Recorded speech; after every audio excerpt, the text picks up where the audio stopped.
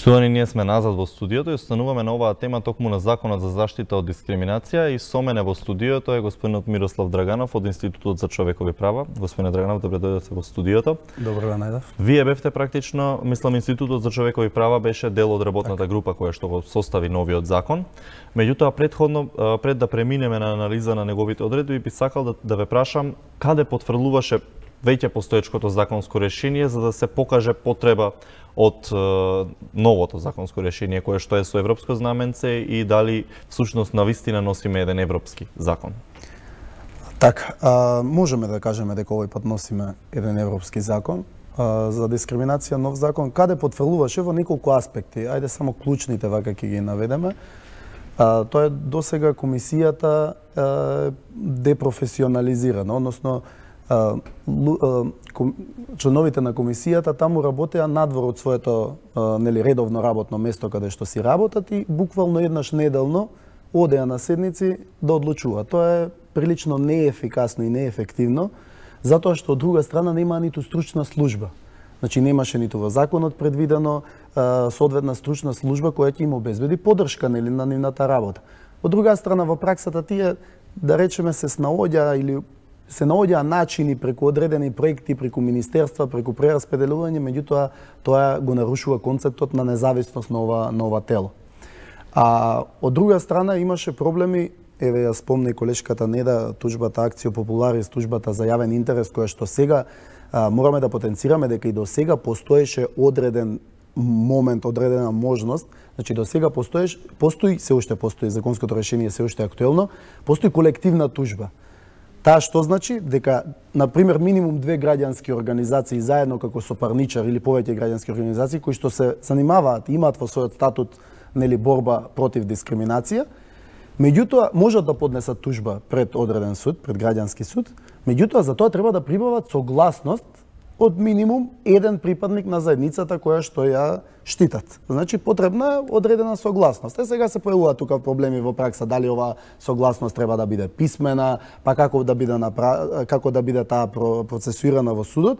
И тука се јавува проблем. Сега во новото законско решение велиме не мора да се бара согласност од самите припадници лица на овие групи, затоа што тие во најчесто од случаите не сакаат нивното име да се наведе во одреден судски предмет.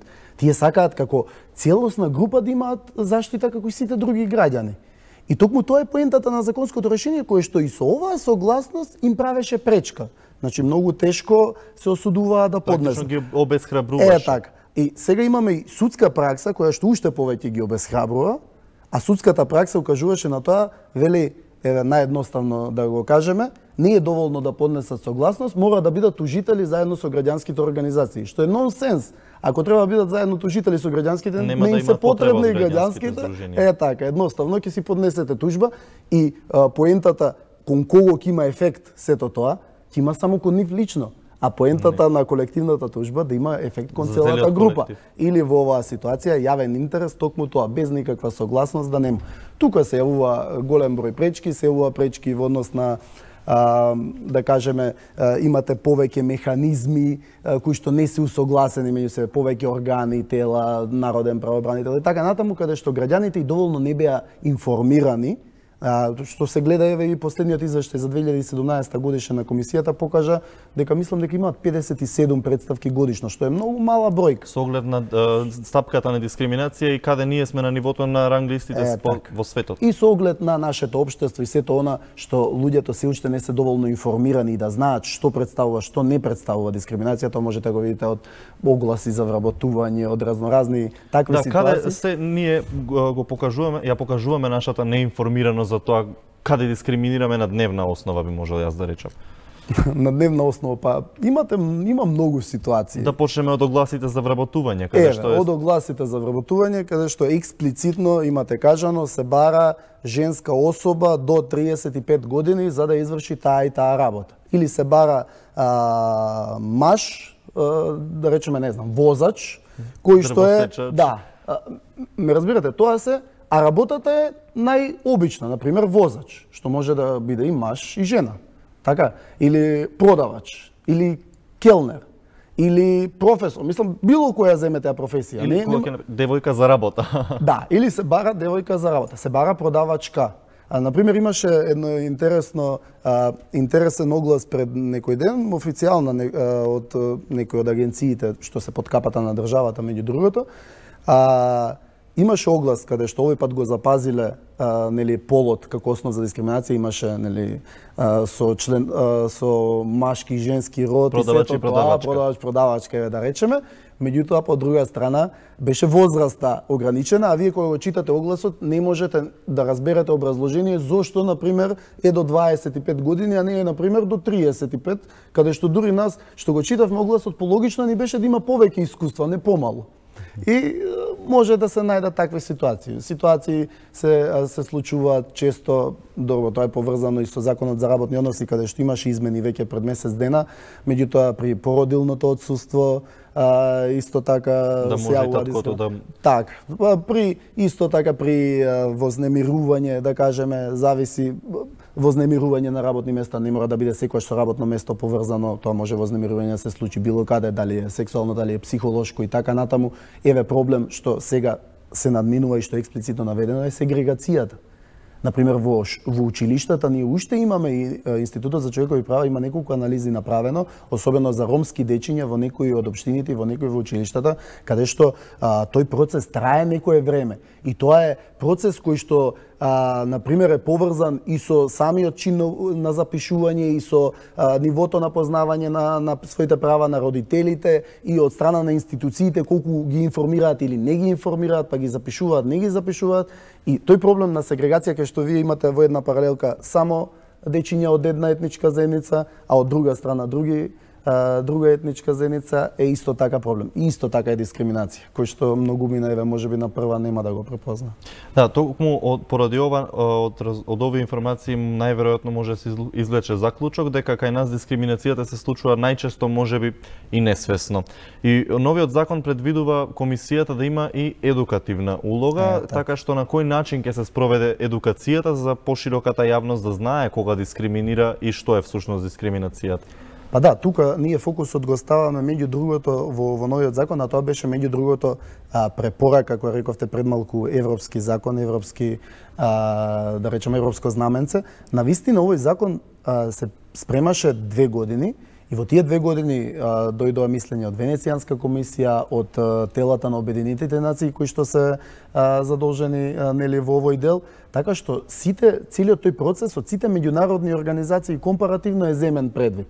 И токму затоа, меѓу другото и они укажаа дека да, акцентот на заштитата е потребен, во смисол пред комисијата, нели што каже колешката во прилогот, ослободување од такси, да може издруженија да ги застапуваат и се и така натаму, и пред судот да се олесни постапката, меѓутоа и таа едукативна улога, таа промоција, како да ви кажам, е основен пример. Интернет страната не им функционира на Комисијата за заштита од дискриминација веќе подолго време. И затоа сега и името препораката беше и на меѓународните организации да не биде Комисија за заштита на дискриминација, како што беше досега, него за спречување и заштита на дискриминација. Токму затоа што спречувањето ќе го остварите преку промоција, преку превенција, преку информирање, еве тие извештаи. Се прави на оние кои што веќе биле дискриминирани. Така, извештаи ќе се објавуваат јавно, ќе се одржуваат, да речем, за новинарите одредени брифинзи, да се собираат, да се известува јавноста се повеќе. Едноставно вие можете случаите што ви поминале првите 3 месеци, ако ги објавите, автоматски јавноста ќе биде свесна дека таков тип на случаи представува дискриминација и веќе нема да се повторува. Ќе се покаже дека комисијата практично си ја врши работата. Так. Она што е исто така и да биде професионална, само тоа цело работно време да го вршат членовите. Да, ќе зборуваме малку подоцна околу членовите и начинот да го се избираат, меѓутоа она што го поздравија и останатите граѓански здруженија се новите основи кои што представуваат дискриминација со овој закон. Така што имаме повеќе нови основи вметнато во овој закон, меѓутоа очекувате ли истите да бидат оспорени од одредени политички партии или општествени чинители со оглед на тоа што имавме обидин или бракот да го дефинираме како уставна категорија, па и останати други можеби нелогични чекори на политичките партии? Така, јас се разбирам, меѓутоа во групата во работната група и меѓу другото во целиот процес имаше јавни дебати, имаше разноразни консултативни средби, каде што меѓу другото дел зема учество и представници од Комисијата за заштита од дискриминација и од факултетите, од правниот факултет и да речеме од сите чинители. Значи ова веќе се дискутираше на експертско ниво. Од различни практичари, теоретичари, граѓански организации, значи не вклучуваме политика во целото ова. А политичките партии, ако тргнат од нешто, тоа би било без основа, заради тоа што овие основи се прифатени во сите меѓународни организации, во сите меѓународни стандарди, или да не одиме подалеку. Само Македонија од регионот го нема напишано тоа во законот. Ете, така едноставно да се изрази. Ние единствени отскокнуваме. Да, сега, ние сакаме да бидеме со регионот, со Европа и со меѓународни, со целиот свет или со меѓународните организации или не сакаме. Тоа е прашање на држава, не е прашање на лично мислење и на политичка партија. Ако имаат некои од политичките партии се уште таков став, веројатно тие се против сите овие меѓународни стандарди и се што значи Македонија да биде дел од Европскиот суд, нели за човек кој прави кој дел од Советот на Европа. Јасно ќе се ја кажат нивната порака каде стојат во целите овие државни така, процеси. Бидејќи Македонија меѓу другото да можеби не е член од Европската унија, меѓутоа е член од Советот на Европа. Европскиот суд за човекови права како орган на Советот на Европа има многу пресуди на ова поле. Меѓутоа јас искрено не мислам дека би се јавил проблем, заради тоа што веќе комисијата низ последниве случаи, низ последниве неколку години имаше пракса, без разлика што не беше да, имаше, го земаше во предвид и тој поради реакцијата сексуалната ориентација, можеби да. Меѓутоа зборувам дека навистина имаше неколку случаи каде што е земено предвид сексуалната ориентација или родовиот идентитет. Она што е важно, што тие основи колку и да се наброени е оставена листата отворена, значи екземплификативно набројување имаме тука. Отворена листа. Тоа значи дека ние предвидовме во дефиницијата, претпоставувам, на дискриминација, да исто така биде опфатена како дискриминација. И таму да бидат навистина експерти кои што имат позади себе искуство тоа да го прават. Значи, дури ова тело да му ја олесни работата и на судот. Ако овде се спроведе целата постапка и навистина имате да, имате брза постапка која што да речеме не зборуваме дека судиите не се доволни експерти во тој дел. Меѓутоа друго е кога го има фокусот само на дискриминација и тоа е независно тело кое што да речеме во својот состав би вклучувало експерти кои што ги познаваат сите меѓународни стандарди и само на тоа се фокусирани, не одлучуваат како во судот кривични, работни, имотни спорови и така натаму и така натаму. Така што и тоа е за граѓаните поедноставно, бидејќи па постапката пред комисијата која споредиме со судот можат без такси да поднесат, без никакви трошоци и може дури граѓанско здружение да ги застапува. Така што тука навистина се олеснува патот и навистина граѓаните треба тоа да го тестираат. Ама ајде прво да се усвои законот. Спомна се дека во комисијата треба да бидат избирани експерти и има наведено услови кои што тие треба да ги исполнуваат, меѓу другото е да не се функционери на политичка партија, меѓутоа не е наведено дали тие смеат да бидат членови на политичка партија со оглед на тоа што нели трендот на партиски книжки за вработување кај нас можеби и се уште е активен, како можеме тој момент да го избегнеме, затоа што ако некој е член на партија сепак станува збор за партизираност. Дали можеби не е стрикно наведено, меѓутоа се подразбира или пак е еден вид на трик? Не е на трик, земено е тоа компаративно и во другите закони како е ограничувањето поставено, дека е поставено да биде функционер на политичка партија. Тоа и другите закони кога ќе отворите, обично е таа формулацијата. Сега трикот за да се избегне, за да нема вакво размислување и ваков трик, она што ние најмногу се залагавме како здруженија, бидејќи да бидеме реални. Може некој да нема политичка книжка, да не биде политички активен, да е под влијание. Ние зборуваме тука за интегритет, за експертиза, за професионалност. И сега, не нужно, зошто не нужно го поврзуваме или сакаме да го избегнеме, бидејќи кај нас некако, ако погледнете во многу професии, во многу вака експерти кои ќе погледнете, можете да најдете мана. Можете да најдете дека отстапува од критериумите. Да, ако речете за ова треба професор да се избере, добро професор, ќе најдете 1, 2, 3 кои што да, се професори, формално ги исполнуваат, меѓутоа сите вака ги ценат дека некако не ги исполнуваат условите. Или за другите професори, за адвокати, за сите, во граѓански сектор. Тоа е секаде го има тоа. И заради да се избегне сето тоа, ние како најдобар механизам, најмногу го лобиравме и го презентиравме, При изборот на членовите во комисијата за избори и именување во собранието, пред да се даде листата на гласање на пленарна седница, да има задолжителна јавна расправа која ќе ги достават листите кандидатите. Например, при последниот избор пред 2 години беа доставени 44 CV-а, односно биографии и апликации, меѓутоа веднаш им биле вратени 7 избрани, другите вратени на кандидатите. Ние баравме како организација пристап до нивните CV-а, ни рекоа ги вративме, нема увид. И тука немате ни расправа, ни критериуми, ништо. И ние затоа рековме, сега кога ќе биде истото и при избор и при разрешување, да има задолжителна јавна расправа. На таа јавна расправа да бидат поканети релевантни институции државни што се поврзани со и што работат на ова поле, релевантни граѓански организации, и кога ќе ја видиме листата, еве нека дојдат пак 44 кандидати, 44 сите ќе имаат увид во тие, сите ќе ги издискутира. И ќе се знае зашто одредени биле исфрлени, а зашто другите биле. Ако тоа помине, зашто целата работа, ние треба да разбереме дека не е толку како општество критериумот формалниот, колку што е образложението. А за да го имаме образложението, мора да имаме јавна расправа. И затоа, ако ја има таа јавна расправа и навистина вроди со плод, тие во самата комисија, кога ќе гласаат отпосле, да ги имаат образложенијата на самата јавна расправа и пратениците потоа на пленарна седница да гласаат, би се избегнале секакви сомнежи за било што. Вие можете да најдете и во другите услови. Например, досега беше општествени науки. Јас верувам кога е пишуван законот 2010 на никој не му текнало дека во општествени науки може да имате музичар кој што е член сега на комисијата. Јас не велам дека не може да биде музичар, меѓутоа тој музичар треба да има одредено практично искуство барем. Так. Во полето, за да знае има каде може и да ја кредибилитет. препознае практично. А вие го немате искуството, немате едноставно музичар, а вамо имате критериум во општествени науки. Ние некако се навикнавме секој критериум и секој, особено формалните, ги злоупотребуваме. Затоа идејата преку јавната расправа е преку конкретни примери. Кога ќе дојдат CV-ата, кога ќе дојдат апликациите, дајте тогаш да дискутираме и да споредиме кои се најдобри 7 од сите овие. И друг момент за независноста, а тоа е мандатот. Дел од членовите е предвиден 3 годишен мандат, дел на првиот состав, зборувам, на првиот состав, дел 5 годишен мандат.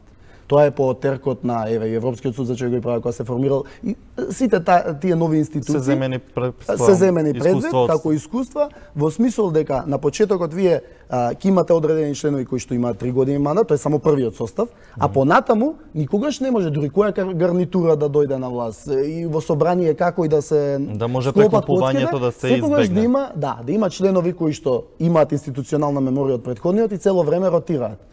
Тука е, да речем, таа поголема гаранција на независност. Така и ова тело со себе повлекува одредени финансиски средства како буџет, меѓутоа нашите граѓани можеби се и премногу сензитивни кога станува збор за трошење на пари, имајќи го предвид минатиот период. Како да им се објасни и да им се докаже на граѓаните дека овие пари можеби нема да отидат залудно и дека навистина едно вакво тело е потребно, освен работите кои што досега ги спомнавме како едукација. Кои пари? Не разбирам. За буџетот кој што се одредува за комисијата, кој што собранието го одредува. Јас ќе ви кажам дека сега кога тоа го работат на хонорарна основа, речи си истрошокот, затоа што тие, да не заборавиме, претходно си ја работат својата професија каде што земаат регуларна плата.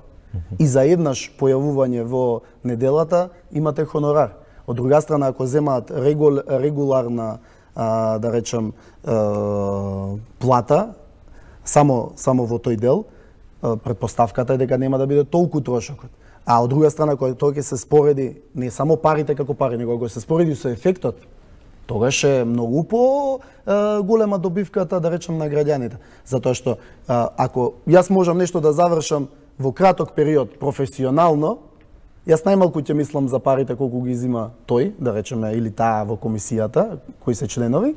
Меѓутоа, од друга страна, ако они немаат приход, нели, еве гледаме од таа страна од буџетот, меѓутоа јас ваму терам 10 години постапки пред суд и каде и да е, и одам пред Европски суд за човекови права и сите тука, и целата таа, и јас губам многу, давам на адвокати и немам ослободување. Не знам дали секој да, можеби стравот е поради досегашниот начин на кој што функционираше комисијата, меѓутоа тоа претпоставам постои гаранција која што го спречува. И за крај, еве, овој закон е денеска во првото читање, мислам дека веќе го помина тој прв филтер потребата од донесување, сега ќе оди понатаму во комисиски расправи.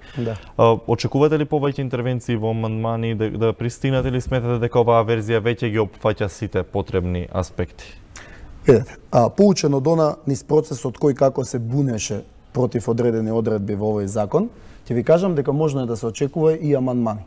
Во позитивна насока, не мора тоа да биде Меѓутоа, затоа јавна расправа која ќе дојде на комисијата во собрание, потребна јавна расправа, без разлика дали ќе има, тоа би било после второто читање.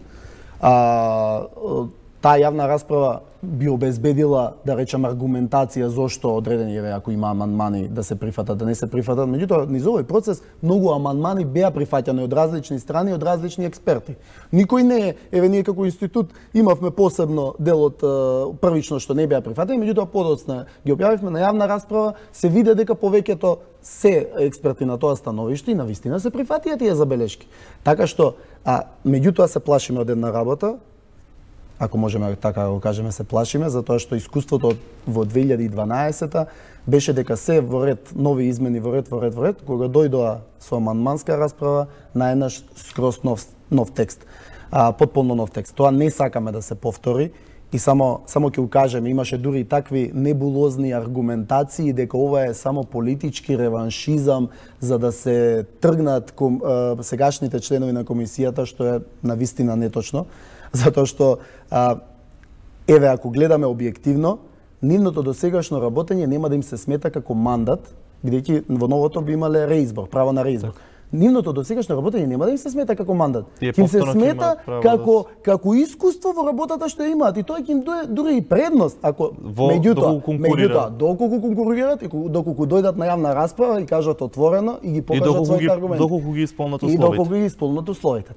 Така што нема тука, не гледам јас никаков реваншизам во смисол кога некој бил избран без никакви јавни критериуми, без никаква јавна расправа, без никакво мнозинство, што сите ги знаеме, а да не зборуваме дека дел од членовите има и јавни настапи кои што беа дискриминаторски. Тоа така да не го иронија голема. Тоа е иронија.